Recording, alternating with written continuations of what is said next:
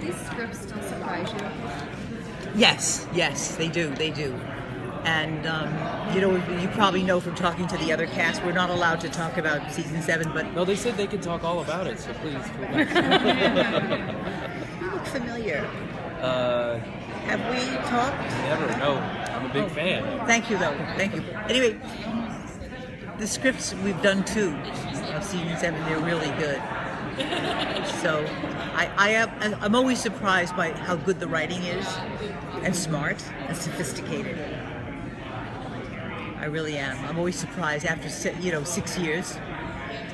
And Adam writes just about every single one.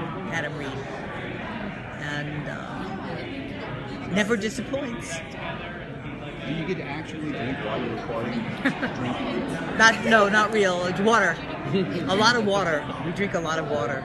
Yeah. Who do you find more despicable, Mallory or Lucy? Who do you think is the worst mother? The worst mother. Between Mallory and Lucy. Wow.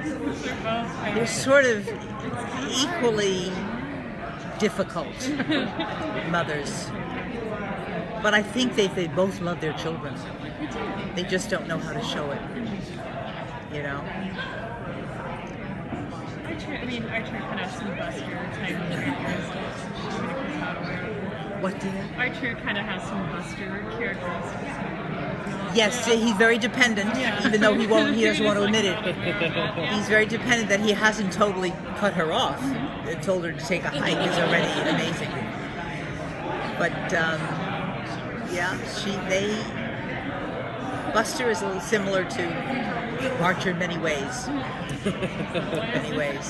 Where does the anger come from when you're like, is there like a family member, or just do you relate to that a lot? Like, I feel like there's a lot of like frustration or kind of like, not negativity, but like with your acting or voice acting, there's like this distinct...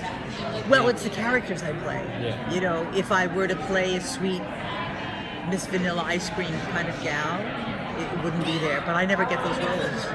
I think I'm lucky because I think the roles that I get are much more interesting than the little sweeties that, see the husband off into the sunset with the horse. You know what I'm saying? Yeah, definitely. So, and they require some research into why they are the way they are. I don't think animation is that much different from human beings on camera. You still go through the process of what does my character want, what's the goal. Oh, thank you. Speaking of drinking water. Look how this is... Anyway.